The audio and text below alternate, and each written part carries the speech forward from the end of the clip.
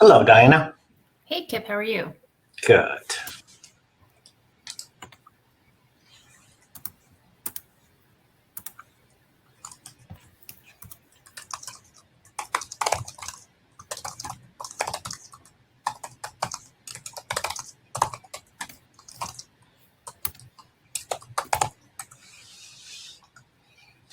Threase is having some challenges. She'll need to drop out, come back in, and then share her video so I can approve her coming in. Okay.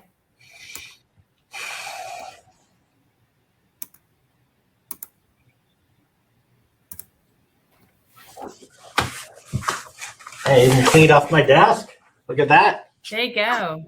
I mean, I can't be one to judge after you saw my basement office on Monday. All good.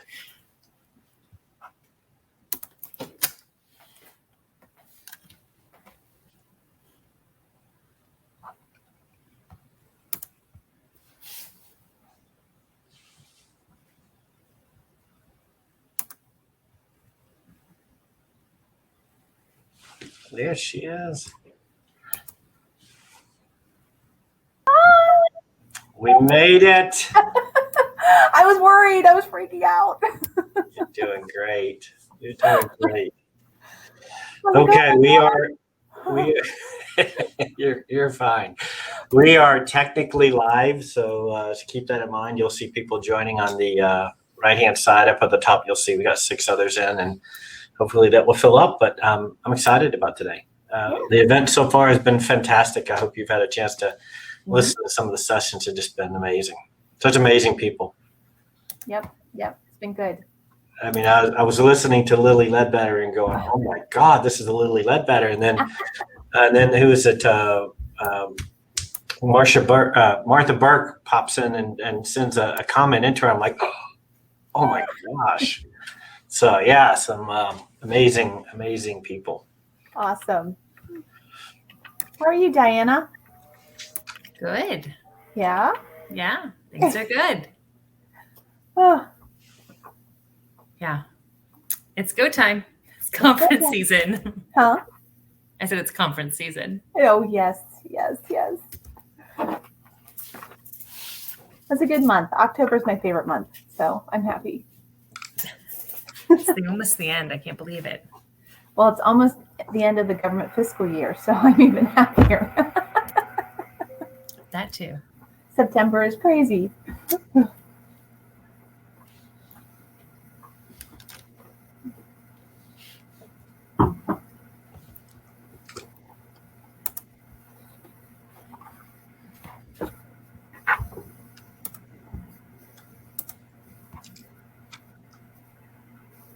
Okay, we'll give it 2 more minutes. I think we start right at 4:05. So.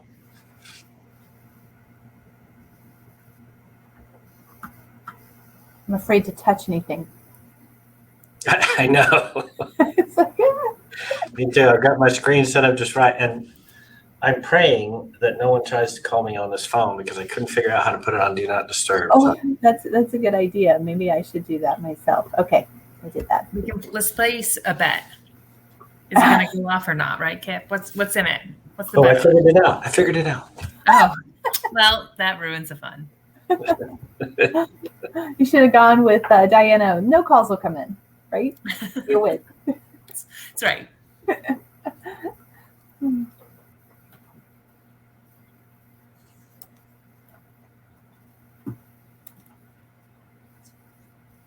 Kip, do you have the link to the WBC survey? I do. Okay, so because I was going to ask you when we got started to just pop it in to the chat so people have access to it. Yep. That's a good idea.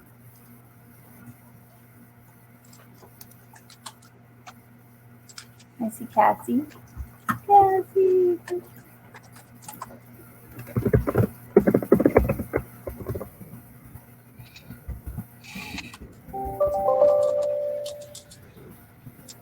Okay, we're going to go live. We are at the top of the hour. So thank you, everyone, and welcome to the breakout session, Staffing the Workforce of Today and Tomorrow. I am Kip Wright, President and CEO of Genuent and a current board member with the WBC, and I will be your moderator today. Extremely pleased to have you join us and to listen in on some of our conversations about the work that we've been doing very specifically within the Staffing Workstream. I am joined today by a couple of my colleagues, both in the industry and the workstream. First, please join Threase Baker, who is the president of ABNet, as well as ABTech. Sorry, Okay. I've got that right here, ABTech. And she is also my co-chair in the Staffing Workstream. Teresa, could you say a few words about yourself real quick? Sure. I'm Threase Baker, and I'm with ABTech Professional Resources, and we are a professional IT staffing company. And I think that having a staffing work stream is a unique opportunity for us, not only in our own organizations, but also to counsel other companies or clients on diversity and gender equality. So I'm excited that I have the platform of WBC to do that. Great. And I'm also joined by one of our teammates, Diana Mertz, who is a senior director with the American Staffing Association and one of our team leads. Diana? Hi, good afternoon, everyone. As Kip said, I'm Diana Mertz. I'm the Senior Director of Councils and Member Engagement at the American Staffing Association, and we call that ASA. ASA is the voice of the staffing industry. We advocate on behalf of our members with On the Hill advocacy and professional development, certification programs, and other learning programs such as our annual convention, Staffing World, which is next week. I have the pleasure, though, of getting to work specifically on our Women in Leadership initiative to address the gender fall-off that we see for women in senior roles at within the staffing industry. And I get to work with a group of about 35 female executives across the industry at all different levels to provide ongoing professional development and learning to help rise up women in our industry. So the WBC work complements all of that, and just thrilled to chair one of the Staffing Workstream's work groups and to be with all of you today. Great. Thank you both, and welcome everyone. I'm going to pull up a slide here, a couple of slides I thought I'd walk through. Today's panel is going to give us the opportunity to introduce the WBC Staffing Workstream. This workstream was founded about 2 years ago. Early in the formation of the WBC, and it was an effort to look at the 9 pillars of what WBC is doing and to really say, well, we think within the staffing industry, we manage and support a sector of the workforce that represents well over 10 million jobs on an annual basis. We have the opportunity and the unique perspective to be able to really make a difference for individuals' lives. And so if we aren't reflecting properly within our own work stream, the gender and the gender equality that we're driving across WBC, then we have an opportunity to improve that. And so, put simply, that is what the staffing work stream was designed to do. When we originally formed it, we developed it across 3, if you will, phases. Phase 1 was educate.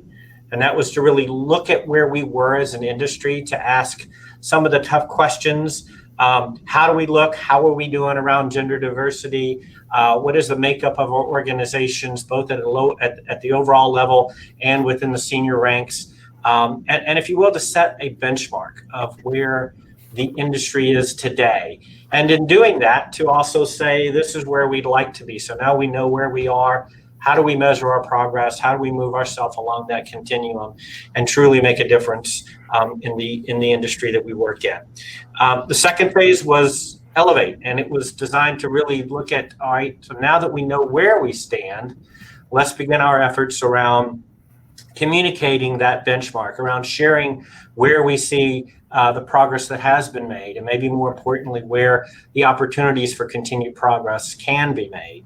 And in fact, that is exactly the phase we're in. We'll talk a little bit about that in just a minute. And we do that, if you will, through publication of some of the results of our surveys, but we also do that through continued work, continued validation, continued insights that really can drive home some of the themes that we've seen. Well, again, we'll talk to that.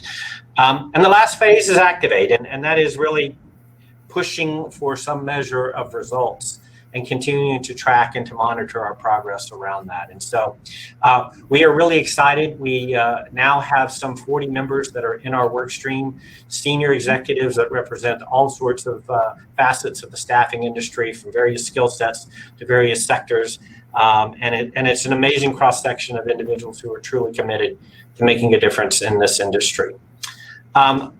We put out a survey about a year ago. We're due to put out our next survey, in fact, here in the next coming months. But in that survey, it was our first opportunity to go out and to look and to ask the questions, the tough questions around how our organizations looked, how they looked within various aspects of it. We took the results of that, and rather than simply publish that in a written format, we created a dynamic dashboard. You can see a picture of that dashboard there. If you were to look at the chat, I am going to publish a link to the dashboard as well. It is interactive. It allows you to click on the various perspectives, either whether that's looking on a macro basis, looking at the actual participation, who participated in the survey and at what levels. You can dive into it and look at elements associated with what do the different questions, how do they look if you look at the various sizes of organizations? What about small staffing firms or medium-sized staffing firms? What about private staffing firms or public staffing firms? And we even took further dimensions to look at that on a gender basis. So if it's an organization run by a male CEO, how does the chemical, the DNA, the composition of the organization look, and what are some of the if you will, the characteristics that resulted in the survey? And then same thing, if we look at organizations that are run by women CEOs, does that change the makeup? Does that change some of the answers to some of the questions and how those organizations are shaped? I think you will find there's some amazing data to sift through, and we would certainly invite you to look at that. The link I put out there is actually an embedded link, but if you can't use that link, go simply to the WBC website, wbcollaborative.org, and you will find under Insights, under Reports, a copy of our full report published there. So that is what we did. When we looked through that, we came up with 4 key findings. We're going to talk a little bit about those findings in today's session. But just to kind of set the stage, so the 4 key findings that we had in looking at the survey results, the first is that there's a profound pay gap between women and men, both within the industry and frankly across the USA as a whole. No surprise, you've seen a number of different sessions over the course of today speak to that very fact. But that was one of our themes. Theme number 2, the staffing industry has a fair balance of men and women across this workforce. Actually, the truth is that there's a disproportionate number of women employed at staffing firms. That should be a good thing. Unfortunately, an imbalance occurs as you move up further into leadership levels, so that it actually inverts. And so there are more men in senior leadership positions than women, even though women comprise the majority of employees in most staffing firms. A very interesting dynamic and something we believe required that we call attention to. The third is that we found that women CEOs bring a unique perspective to leadership. They're more likely to drive initiatives to create a stronger or a more balanced culture, including priorities around diversity. Probably, again, no surprise given some of the insights we've seen across the summit in the past day and a half. And last but certainly not least is that this happens to be an industry that has a pretty significant challenge when it comes to racial diversity. And we saw that people of color are comprising well under 10% of all staff.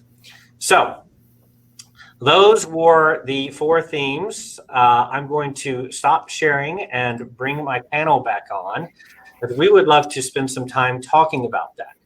Our approach in looking at the results of this survey were to identify and put together 4 separate working groups. We asked each of these groups to go out and begin to look at that finding to validate, if you will, whether or not that's a finding that we've seen in other publications, to really give us some substance behind that observation, and to begin to look at how we might create best practices and or insights to actually make a difference and improve those findings. Today with us, we have 2 of the 4 group leaders. Both Threase and Diana led 2 of our groups. Diana led our group focused around pay equity, and Threase led our group around gender diversity. We're going to have them speak to that, as well as the other 2 groups that are not represented here today. They're going to also speak to women in leadership and the leadership perspective, as well as diversity in the staffing industry. So if we can, Diana, I'm going to start with you with pay equity. Could you give us some of your observations on the findings and some of maybe the insights that you took away as your group looked at this? Sure. Thanks, Kip, for that overview of the findings of our dashboard. And I really encourage everyone to take a look at the dashboard and to click around and manipulate that to see how all of those different demographics affect the statistics in our industry, which can be pretty humbling.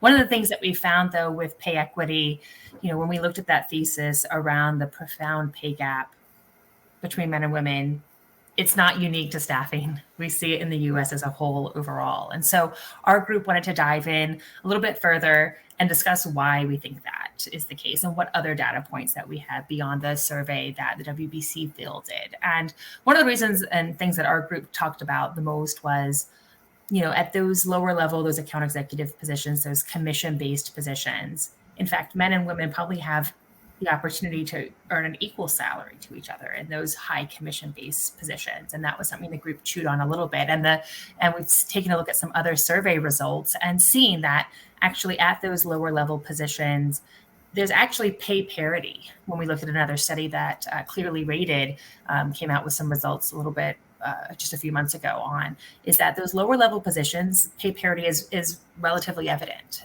Where we see the pay inequity begin is at those senior level positions. And when you look at that, women make an overall 77 cents to the dollar that a man makes on average in our industry, which our group was a little haunted by, right? And we know that there is pay inequity overall within the U.S. workforce, but 77 cents to the dollar in our industry, especially in an industry that we believe there's so much opportunity for commission and equal pay. That was humbling to see that. That's where it's interesting to see how the commission structure is not something that our group wants to continue to examine, is a little bit diving a little bit further into how there is pay parity that existed at one point. But then as women rose up, it fell off. So that is a key point that needs to be addressed. One of the things that we talked about as a work group around pay equity is, first off, when we saw that 77 cents to the dollar, we made a commitment right there that we need to talk about that more within our industry. That was the first time we had really seen a number like that. That's a little bit sobering, and that makes us get to that point where we have to talk about that. No one will ever know, and there will never be change if we don't talk about where we're at today. And we just need to start that as a starting place. Other things that we're looking at doing to get this information around the pay inequity that we're experiencing in the industry is we're planning 2 webinar programs, one at the end of October on October 28th and one on November 4th. And what we want to do there is highlight this data. Eric Gregg from Clearly Rated is going to join us for that webinar, for both of those webinar programs. And then we're going to have 2 different panels. One panel is a panel of female C-suite executives talking about their role as a female executive to have pay parity at all levels within their organization, because that's one place that we can make major change, is having women take the lead and set the example for pay parity. And most organizations would say that we don't have a pay inequity issue if they're run by a female CEO. And so we're going to talk to them about their role there, but then also to get their experience if they weren't an entrepreneur and they didn't start out running their business from the owner and CEO seat.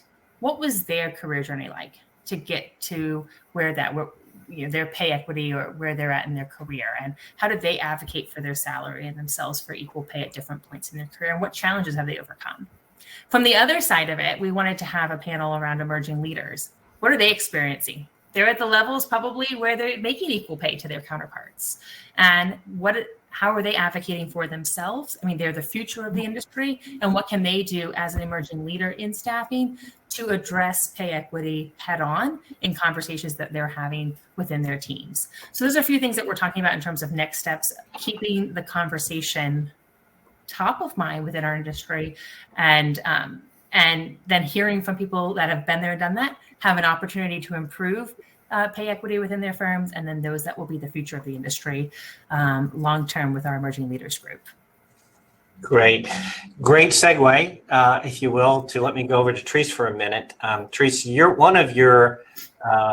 work stream that you actually led was a work stream around women CEOs bringing a unique perspective to leadership, if I'm correct. Yes, and we used a couple surveys for that. We used the WBC survey, and again, if you don't have an opportunity yet, please go out and check the survey, because you can really drill down into the percentages of male CEO versus women CEO. And then we also used the Eric Gregg clearly rated survey. That was quite interesting, because they found in that survey that although fewer women-led firms, the average NPS was 10 points higher. So, meaning the employee net promoter score was 10 points higher for women-led firms, even though there were fewer women-led firms. So that survey alone told us that there is we've got work to do. And with that, though, what we found in the WBC survey is that a lot of the policies and company goals were not written. So when we did the survey and then the question was asked, do you have specific written company policies and goals? The majority of the people said no. And I want to say that probably less than maybe 10 or 15% said yes. So when it came to our work stream, what we found was that's a huge opportunity for us to come together and say, well, how can we help promote and educate? So if there's an employee in an organization who wants to talk about pay equity or gender diversity, how do they talk to that manager? So maybe we have a template in our toolbox that says these are talking points. This is how you sit down and talk with your manager about building those types of programs. How do you even implement a program that would allow the gender diversity and the elevation of women, especially the C-suite, that we talked about previously. So maybe we create a toolbox that allows us to have resources from all across the board. I mean, we have a number of people that we're thinking about who can be pulled in and say, let's build a program for a small company, for a medium company, for a large company, that it's really kind of, maybe gender diversity or pay equity in a box type thing. You can pull out those documents and those communication pieces and really, like Diana said, start the conversation. How do you start it? Where does it go? How do we get some tangible results out of it? Who do I talk to about it? How do I get everybody else excited about it? Interesting. I'm going to flip back to you, Diana, because one of the things you actually referenced in your pay equity is the very topic that one of our other team leads, Leslie Vickery, was driving, and that's around women in leadership and the, if you will, the transition between the composition of an organization and the lack of gender equality as you get into senior levels. You saw that most profoundly in your pay equity piece. Do you want to speak a little bit to what might be behind the actual lack of women in the senior levels? Yeah, and it's interesting. I feel like some of the points around the lack of women at C-levels echoes the drop-off in pay, the drop-off in visibility for women in the industry. So overall, what we found through the Clearly Rated survey is that the staffing industry skews younger and more female than actually the general BLS population and workforce. So, I mean, there's an opportunity. Women are visible in our industry. Mm-hmm. Women are not visible in senior executive roles. And Threase mentioned, the 10-point difference in NPS scores by women-led staffing firms. And that speaks to the opportunity that women have to create a great workplace for everyone within the staffing industry with great results. One thing that we saw, and I think Threase kind of alluded to this, was as the staffing firm size gets larger, there's less women on the staff. Why is that? And that's a fall off point that needs to be discussed. Why is there less women in larger staffing firms, that medium and large size? Again, the representation, it just lags for those medium and large firms. As you look at women in junior roles, there's more of them than men. When you look at women on the executive team, it drops off. But then if you take it a level further on boards, it drops off even further. So, what we see is that there's less than 3 in 10 women CEOs in staffing. But when you talk about gender representation and gender equity, we have got, more than 50%, I think it's 56% of the industry are female. Less than 3 in 10 of them are in the C-suite. And that needs to be talked about too and vocalized. So when you say, why is this? We talk about this all the time on our Women in Leadership initiative too. And it's around, is it a flexibility issue? There's a lot of women tend to juggle other priorities. Staffing is long hours and a lot of results, KPIs, and it's a lot of, it can be a big ask when you're trying to juggle other priorities, such as perhaps aging parents or young families, things that tend to fall to women. Does our staffing industry need to do a better job of supporting women so that they can stay in their career and grow in their career with staffing? And that's a conversation that even our pay equity workforce has talked about, because do we see less pay, lower pay for women because there's less women in the C-suite? Is that the issue? And it's harder to gauge that. But we've had a lot of conversations around everyone at the C-suite taking a look at providing opportunities and a support system that allow and growth potential for women at all levels in staffing, and identifying those emerging leaders and bringing them up. But one might say that staffing maybe needs to be a little bit more flexible to allow women growth opportunities to move up and to have a support structure in place.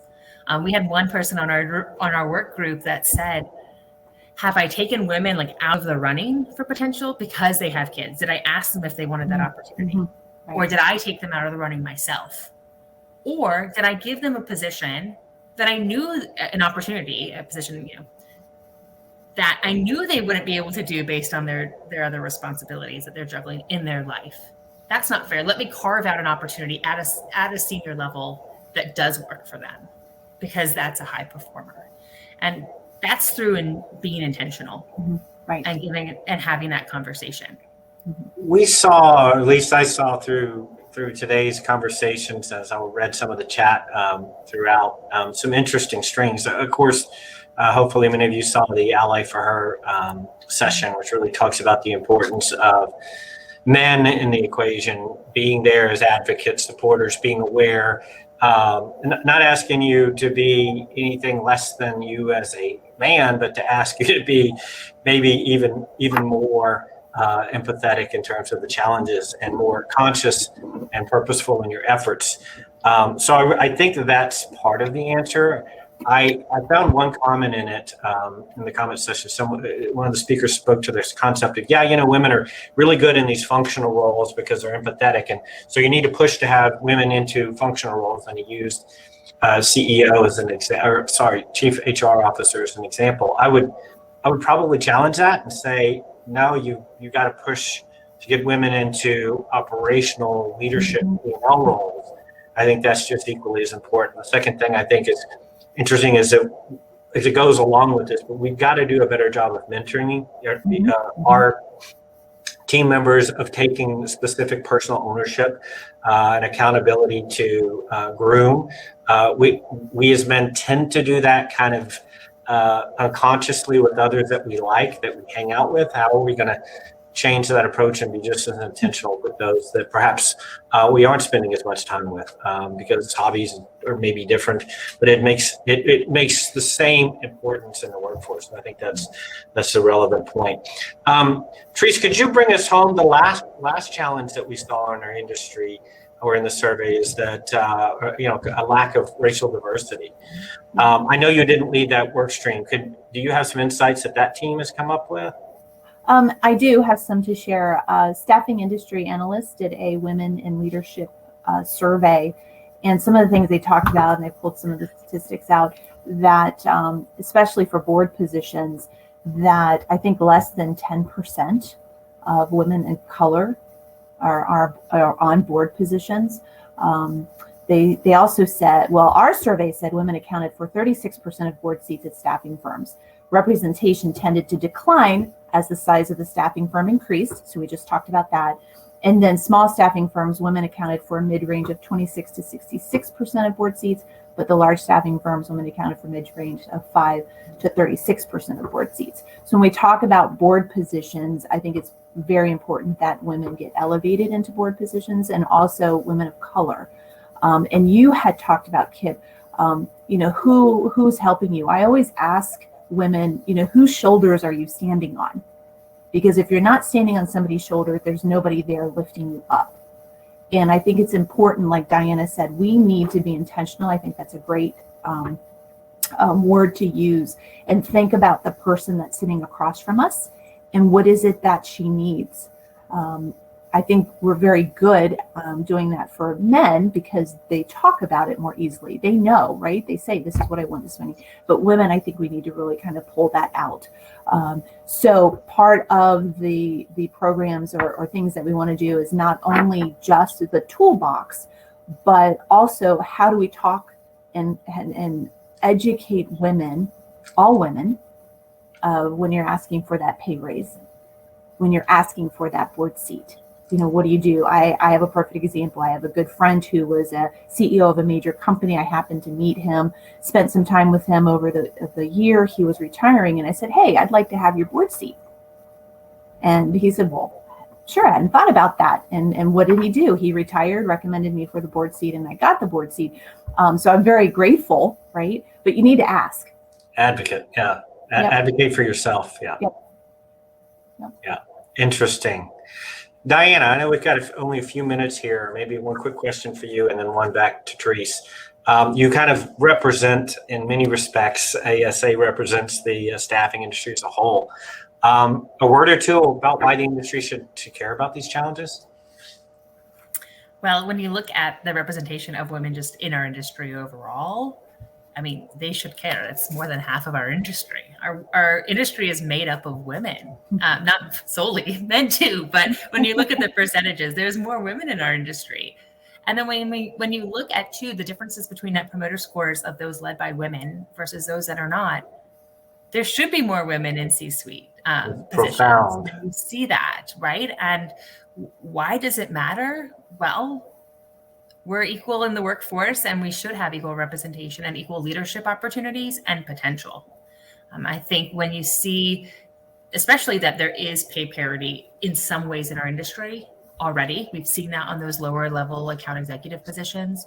Why can't that exist in our senior roles? And we just need to do better. And that needs to be addressed. I was talking to our work group. It was like our CEOs and our owners need to be examining your pay scales and saying, is this equal? I mean, there's an ownership and a responsibility that needs to happen within our industry to say, I can affect change on this. I absolutely can, in terms of mentoring women, giving opportunity, rising them up, and addressing pay equity. And that means opting in to do that. And it matters for our industry because our industry, has such a strong group of women that are working in those mid-level executive positions, not quite to senior level executives, that want that opportunity. And Threase and I hear about them all day within the industry that are looking for that growth, and they could really make a big impact on staffing firms.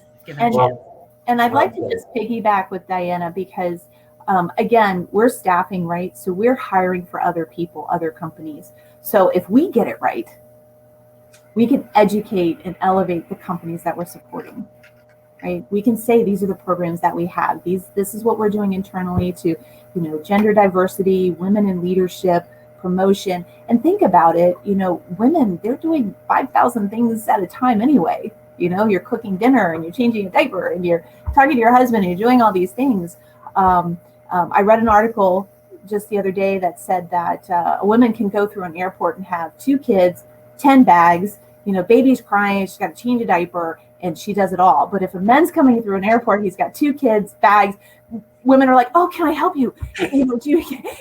And nothing, I love men. I work with family and most of them are men, but it gives you kind of an idea of, the perspectives that are out there. Threase, really what you meant to say is they've got 2 kids, they've got 10 bags, they're going through security, and they've just placed someone on assignment. Right. That's what you meant to say, because that's what they're doing too, right? And is one of those children usually their husband? That's right. I have to say, I told my wife the other day, I said, well, you know what, honey, we're empty nesters. It's great. What should we be thinking about? She says, what do you mean? I'm still raising a child. Well, listen, we got about 5 minutes left. Any as we look ahead, what's next for this work stream? Where are we going to take this next? Threase, do you mind to kick that off? Maybe I'll close out with you, Diana. I think we're at a point to where we've got some real tangible deliverables that we can come up with. The toolbox, I think, is a big one. Everybody loves the idea of the toolbox. I myself, and I think having more conversations with staffing industry executives around gender diversity, pay equity, all of them. ASA is doing wonderful with the webinars that they're putting on. Staffing industry analysts is doing a lot of things as far as gathering data. Clearly Rated is going to help us improve our survey. So I think, again, it's really getting that information collected and so we can disseminate it so people can start using it. Yeah, I was just going to echo Threase on that. I mean, so we've got webinar programs that you all are invited to that are listening here on the 28th and November 4th. So we'll send out information about those that will be hosted by ASA, but it's in partnership with all of our industry organizations. So the WBC, SIA, Tech Serve Alliance, and NAPS are all coming together to promote this, because what is most important is that we address where we're at now and to vocalize that and understand that. There can never be change if we don't know where we stand now. And so that is the big focus for, I think, where we're going next, is just beginning and honoring where we're at right now.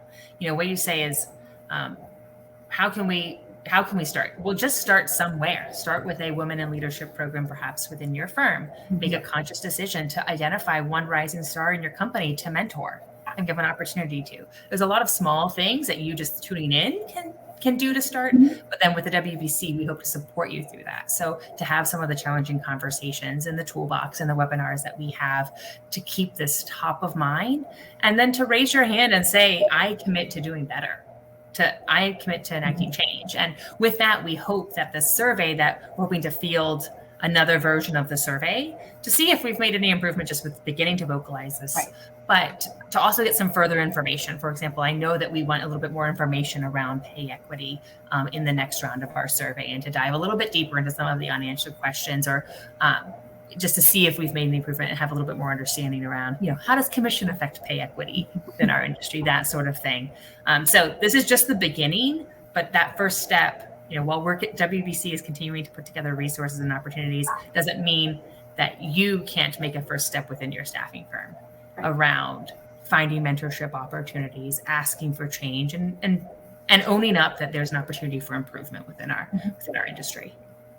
And I think in many respects, that's why so many of us are in this work stream and decided to kind of take the bull by the horns and say we want to focus inwardly and do something within ourselves first. If we're gonna lead, we got to lead by example. Well, Diana, Threase, thank you both so much for sharing your thoughts and insights on behalf of the rest of the team, and Barb Bruno, Therese's co-chair, who wasn't able to join us. We are so pleased that you joined us in our breakout sessions today. Hopefully this gives you some insights, more to come, so stay tuned. But thank you so much, and I will turn you guys back to the main session. Take care. Thank you, everyone.